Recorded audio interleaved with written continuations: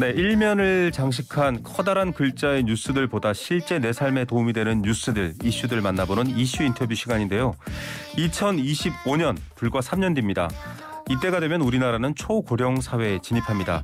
국민 4명 중 1명이 65세 이상의 고령층이라는 건데요. 단지 고령화가 되는 것만이 아니라 여러 가지 고민하고 또 준비해야 될 것들이 많습니다. 이제 확실하게 다가올 미래인데 그 미래가 어떤 미래가 될지를 생각해 봐야 한다는 거죠.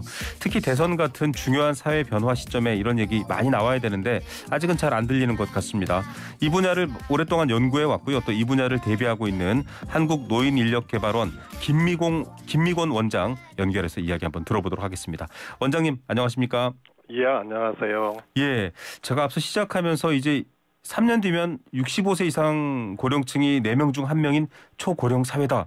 이렇게 얘기했는데 들으시는 분들이 이게 무슨 말인가 잘 모르실 수도 있을 것 같아요. 한 번만 설명 부탁드리겠습니다. 예, 정확하게 말씀드리면은 2025년에는 전체 인구에서 노인 인구가 차지하는 비율, 네. 고령화 비율이라고 그럽니다. 네네. 이 고령화 비율이 20%를 초과하기 때문에 전체 우리나라 인구 5명 중에 1명이 네. 그러니까 노인인 셈이 노인의 나라가 된다는 의미입니다. 예, 굉장히 많은 인구 비중 중에서 이 노령층을 차지하는 비중이 높은 건데 여기에 대한 대비가 필요한데 일단은 어떻게 대비해야 되는지 막막하신 분들이 많았는데 노인인력개발원이 있고 실제로 그것들을 대비하기 위한 다양한 활동을 한다고 해요. 한국노인인력개발원 소개 좀 부탁드리겠습니다. 예. 한국노인인력개발원은 보건복지부에서 추진 중인 노인 일자리 및 사회활동 지원 사업을 전담하기 위해서 준정부 기관으로 2005년에 설립되었습니다.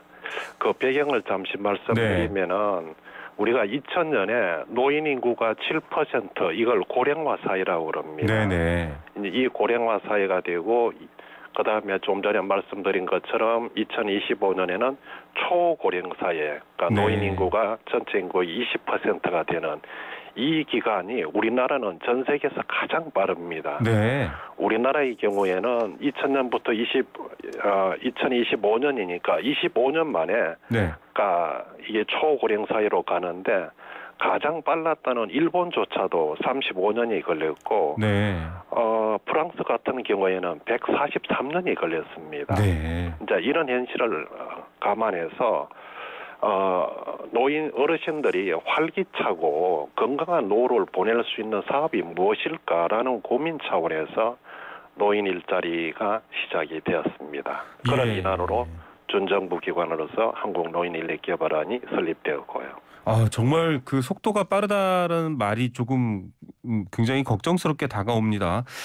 노화는 뭐 불로쳐도 없고 막을 수는 없겠지만 그 노화를 어떻게 대비하느냐가 중요할 텐데 결국은 계속 이렇게 노령 인구가 늘어나고 많아지게 되면 뭐 당장 3년 뒤가 아니라 더 먼 미래에는 조금 더 상황이 심각해지는 건가요? 예, 그렇습니다. 우리나라 먼 훗날을 보면은 2035년이 되면은 전체 인구 중에 30.1%가 이제 어르신 노인 인구가 되고, 네. 2045년이 되면은 그러니까 이 노인 인구 비율이 세계에서 제일 높은 나라로 바뀌게 됩니다. 네. 지금까지는 일본이지만은. 네네. 그리고 2070년에 가면은 거의 전 인구의 절반 정도가 이제 노인 인구 46.4%로 추정이 되고 있습니다. 네. 이 인구는 우리가 생산 가능 인구보다도 더 많아지는 이제 그런 사회가 되기 때문에 그 인구 변화에 대한 체계적인 어떤 준비 이런 부분들이 필요한 상황입니다. 예, 국가 경제라든지 뭐 일상 속에서의 경제 생활을 지탱하는 주 연령층이 절반으로 뚝 전체 인구의 절반이 노령화가 되기 때문에 굉장히 줄어들게 되는 셈이고요. 어린아이들도 있으니까. 예, 그러면 결국은 이 노인 급증을 대비하기 위해서 좀 정책 개발을 해서 이분들이 계속 좀 활동도 하고 또 본인들의 어떤 삶도 좀 개선할 수 있고 사회적인 경제 기여도 할 수 있고 이런 것들을 노인인력개발원 같은 곳에서 준비를 하셔야겠네요. 예. 네. 노인인력개발원에서는 그 어르신들 뭐 인생 100세 시대 이기 때문에 사실은 은퇴 이후에도 일하고 싶은 욕구들을 많은 분들이 갖고 계시거든요. 네. 어르신들. 뭐 이런 분들을 위해서 2004년도에 2만 5천 개 일자리를 시작해서 금년의 경우에는 84만 5천 명의 어르신들을 노인 일자리 사업에 같이 저희들이 일을 하고 있습니다. 네. 이걸 통해서 어르신들의 어떤 여러 가지의 어떤 뭐 예를 들어서 우울감이 해소된다든지 삶의 만족도가 증가된다든지 네. 의료비가 뭐 절감된다든지 의료비에 대해서 구체적으로 좀 말씀드리면 네네. 몇 가지 연구가 있습니다. 뭐 이 연구들을 종합하면은 동일 조건에서 노인 일자리에 참여하시는 어르신과 네. 참여하지 않으시는 어르신의 의료비 지출을 봤더니 네. 참여하시는 어르신들이 노인 의료비를 연간 거의 한 80만 원 이상 네. 뭐 절감을 하고 있습니다. 네. 여기에 우리가 이제 참여하시는 어르신들 85만 명으로 뭐 가정을 하면은 약 한 뭐 7천억 이상의 의료비를 절감하는 이 의료비가 절감된다는 것은 네. 국민들이 건강보험료를 그것만큼 더 적게 내도 그렇죠. 가능하다는 그런 이야기가 되겠습니다. 네. 아니 이제 연세도 있으시고 젊을 때 고생 많이 하셨기 때문에 좀 쉬어야 된다라고 생각하는 경우가 많은데 오히려 일을 하니까 더 건강해지시는 거네요. 당연합니다. 제가 네. 그 일선에 이제 우리 참여하시는 어르신들 만나 뵈면은 네네. 집에 있을 때는 우울하고 막 몸이 처지고 삭신이 쑤신다는 어르신 표현들을 하시는데 네. 일을 하니까 너무 이게 활력이 생기고 뭐 어떤 분들은 내 이름을 찾았다. 여기서 적은 그 돈이지만은 이걸 받고 손주들한테 용돈을 줄 수 있었다 등등 다양한 삶의 활기가 살아나면서 그 자체가 이제 건강으로 이어지고 그게 의료비를 적게 쓰는 그런 어떤 경로를 보이고 있는 것으로 판단하고 있습니다. 네, 단지 돈, 일자리의 문제가 아니라 삶의 질, 존재감, 행복 이런 것까지 연결돼 있다는 말이 굉장히 인상적입니다. 한국노인인력개발원 김미권 원장님과 대화 나누고 있습니다. 청취자분들도 혹시나 이 노인 일자리나 고령화 사회 대비에 대해서 궁금하신 분은 샵 0945번 50원의 유료 문자입니다. 문자 보내주시면 제가 원장님이 연결돼 있는 동안에 질문 드리도록 하겠습니다. 원장님은 사실 뭐 보건사회연구원 같은 곳에서 오랫동안 이 문제를 연구하신 분이잖아요. 예, 그렇습니다. 다른 인터뷰를 봤더니 뭐 사실 우리나라 지금 앞서 말씀해 주셨습니다만 이 고령화되는 속도가 굉장히 빠릅니다. 그러니까 고령화가 늘어나는 건 자연적 현상인데 그 속도가 굉장히 빨라서 사실 정부를 바꾸면서 뭐 몇 배씩 늘어나는 상황입니다. 아마 다음 정부 때도 속도가 굉장히 높아질 텐데 문제는 이런 속도보다 더 중요한 게 앞서도 잠깐 나왔지만 노인들이 행복하지 않다라는 걸 많이 지적하셨어요. 여러 인터뷰에서. 예, 다른 나라랑 비교해서도. 결국은 앞서 좀 뭐 일자리가 단지 일자리 문제뿐만 아니다 이런 사례도 얘기하셨지만 이 부분 굉장히 정책적으로 중요한 포인트로 봐야겠네요. 예, 그렇습니다. 행복에 대해서 좀 말씀을 드리면은 네. 그러니까 영미권 나라들은 일반적으로 행복 이제 연령별 행복도를 보면은 네네. 어린이 때 높고 40대 중반에 행복도가 떨어지고 네. 노인이 되면서 행복도가 올라가는 그 U자형의 그림을 그립니다. 네. 근데 이런 U자형의 그림은 참 그 오랑우탄이나 침팬지에 대한 연구에서도 비슷한 U자형을 그린다는 연구 결과도 있습니다. 네, 재밌네요. 예, 그런데 네. 우리나라의 행복도를 연령별로 살펴보면은 네. 어린이 때 높고 떨어져서 계속 U자형이 보이지 않고 어르신이 되면은 가장 낮은 행복도를 보이고 있는 것이 우리나라 어떤 현실입니다. 뭐 그 네. 이면에는 여러 가지 요인들이 있겠지만은 어르신들이 높은 빈곤율 지금 2020년 기준으로 40.4%의 어르신들이 네. 빈곤하는 가난한 것으로 밝혀지고 있고 네. 이 비율은 OECD 평균은 약 한 2.7배 정도 됩니다. 약 3배 가까이나 그렇습니다. 중요한 부분이네요. 사실은 노인들이 만약에 경제생활을 못해서 빈곤하더라도 다른 생산 인력이 뭐 돈도 많이 벌고 세금도 많이 내서 좀 도와주면 좋을 텐데 출산율조차도 낮고 지금 두 가지 뭐랄까요? 약간 두 가지 위기가 동시에 왔다 이렇게 봐야 되겠네요. 예, 그렇습니다. 세계 이제 유명한 인구학자들이 대한민국에서 있을 수 없는 참 두 가지 현상이 동시에 일어나고 있다. 뭐 이런 이야기를 합니다. 네. 그 중에 하나는 합계 출산율이 정상적인 국가라면은 1 이하로 떨어지는 게 불가능하다 없다라고 네. 하는데 우리나라는 벌써 몇 년 동안 1 이하의 상태를 유지하고 있고요. 또 하나는 네. 뭐냐면은 뭐 의료 기술이라든지 인간의 수명 이런 걸 인간의 수명을 의료 기술을 감안할지라도 국가 전체의 기대 수명이 네. 90세를 넘길 수가 없다는 것이 학자들의 일반적인 견해였습니다. 네. 그런데 이건 한 4, 5년 전에 WHO 연구 결과에 의하면은 네네. 2030년이 되면은 우리나라 여성분들은 기대 수명이 90세를 넘기는 그렇군요. 걸로 네. 이렇게 밝혀지고 있습니다. 네. 그래서 사실은 나이 기준이라기보다는 일을 얼마나 즐겁게 할 수 있느냐 기준이 중요할 것 같은데 노인 일자리 사업에 대해서는 여러 가지 평가도 있습니다. 지금 이제 한국노인인력개발원에서도 많은 노력을 기울이고 계신데 좀 단순한 일밖에 없지 않느냐라는 지적도 있고 그 일자리조차도 좀 청년들 거를 뺏어가는 건 아니냐라는 우려도 있다고 하는데 어떻게 설명하실 수 있을까요? 예, 일부에서는 이제 비판적인 시각이 없지 않아 있습니다. 네. 그러나 저는 상당 부분이 오해에서 출발하였다라고 보고 있습니다. 네네. 왜냐하면은 대부분의 이제 노인 일자리 대부분을 차지하는 공익형 일자리 부분은 네.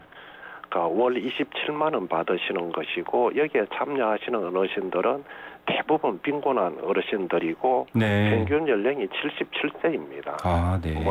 근데 이런 자리에 청년이 들어올 수 없다는 것은 그렇죠. 당연한 현실이고요. 네. 일부 사업에 있어서조차도 저희 이제 한국 노인인력개발원에서는 노인 세대와 청년 세대가 상생하면서 일할 수 있도록, 그러니까 노인 어르신들 지금 특히 이제 네. 베이비 부모라고 그러죠. 이분들은 고학력이고 고기능이고 이런 분들이 계시거든요. 네네. 네, 이런 분들이 오히려 청년 세대의 그동안에 익힌 노하우를, 기술을 전수해주는 그러네요. 그런 일자리도 하고 있습니다. 경험을 또 살릴 수 있네요. 네. 예, 그렇기 때문에 저는 이 노인 일자리에 대해서는 우리나라 어르신들의 이거 높은 빈곤율, 그다음에 연금제도가 아직 덜 성숙된 이런 측면 등등을 감안해서 국민들이 좀 따스한 시각으로 바라봐 주시기를 그렇게 부탁을 드리고 싶습니다. 네, 연금 얘기 외에는 사실 대선 정책에서 고령화 정책 관련 얘기가 잘 안 나왔습니다. 대선 국면. 그런데 오히려 오늘 관련한 얘기가 좀 더 심도 있게 나오는 것 같고요. 말씀하신 것처럼 몇몇 이제 공공 일자리도 있지만 기업과도 또 함께 할 수 있는 다양한 일자리들도 많이 있다고요. 좀 소개해 주시죠. 예. 일자리 부분에서 기업과 같이 하는 일자리로서는 시니어 인턴십과 고령 친화 기업 이런 어떤 일자리가 있습니다. 네. 시니어 인턴십의 경우에는 어르신들의 그동안에 이제 경험들을 살려가지고 인턴으로서 기업에 취업을 시켜드리고 그리고 그분들이 활발하게 또 잘 하시면은 계속 그 기업에서 고용하는 그런 부분들을 한국노인인력개발원에서 지원을 하고 있고요. 네. 또 하나는 이제 고령 친화 기업이라고 그러는데 어르신들을 다수 이제 모시고 일하는 기업에 대해서는 최대 3억까지 지원을 해드리고 있습니다. 네. 이제 이렇게 해서 이분들이 저희들이 5년 동안은 이게 지원 관리라는 표현이 좀 어색한데 지원을 해드리고 있는데 지금 보면은 5년이 끝난 상태에 있어서도 이분들이 워낙 일을 잘 하시니까 계속 취업을 하고 있는 어르신들도 많이 계십니다. 예. 자, 기존에 많은 분들이 알고 계시는 스쿨존 안전지킴이라든지 또 독거노인 돌봐드리는 것, 또 노인이 노인을 지켜드리는 다양한 일자리 외에도 이렇게 기업으로도 확대하고 있고 최근에는 또 신규 사업 모델 좀 추진하시는 게 있다고요? 예, 신규 사업 부분도 몇 가지 재미나는 사업들이 있습니다. 특히 제가 자랑하고 싶은 부분들은 강원도에서 하고 있는 희망을 담은 빨래 바구니 사업이라고 있습니다. 희망을 담는 빨래 바구니 사업이요. 이름도 재밌네요. 예. 이 사업은 어르신들이 이제 독거노인이나 장애인이나 이불 빨래 같은 경우는 정말로 어르신들이 하시기 힘들거든요. 저희도 힘들죠, 네. 예, 그렇습니다. 이 이불 빨래를 수거해 오는데 수거해 올 때는 친환경 자동차로 또 수거를 해옵니다. 그렇게 해서 깨끗이 빨아가지고 포장을 해서 집으로 배달해 드릴 때는 원래 빨래를 수거해 올 때 그분들에게 생필품 뭐가 필요합니까? 라고 여쭤봐요. 그래가지고 생필품을 또 원가로 구입해서 생필품과 빨래를 동시에 제공을 해드리거든요. 네. 백화점 빨래. 그러시면은 어르신들이 너무너무 행복하게 생각하십니다. 네. 그래서 이거는 일자리, 친환경, 그다음에 복지 이런 차원이 선순환하는 그런 모델이기 네. 때문에 강원도에서 참 잘하고 계시고 조만간에 저희들은 전국 사업으로 확대할 생각을 갖고 있습니다. 네, 지금 코로나 때문에 서로 확인을 못하고 얼굴을 못 보는데 이런 사업들이 그런 역할까지도 할 수 있을 것 같고요.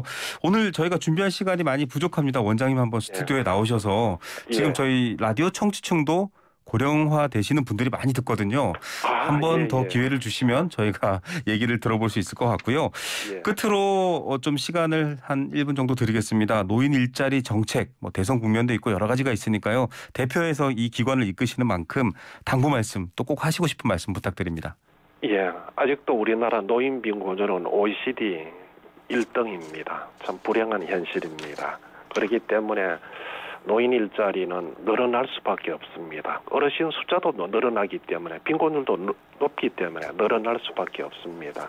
이 늘어나는 일자리를 통해서 어르신들의 어떤 소득 보장과 건강 보장과 행복해질 수 있도록 저희들은 최선을 다하고자 합니다. 네. 그런데 문제는 네. 85만 어르신을 모시고 일하는 이 노인 일자리가 법안이 아직 제정되지 않았습니다. 네. 법안이 제정될 수 있도록 네. 관계분들은 좀 관심을 가져주시고 국민 여러분들은 노인 일자리에 대해서 따스한 시선으로 바라봐 주시기를 부탁드리겠습니다. 네, 알겠습니다. 국민들의 관심이 또 입법 활동까지 이어질 수 있도록 또 저희도 관심 갖겠습니다. 오늘 말씀 감사드립니다. 예, 감사합니다. 네, 한국노인인력개발원장 김미곤 원장이었습니다.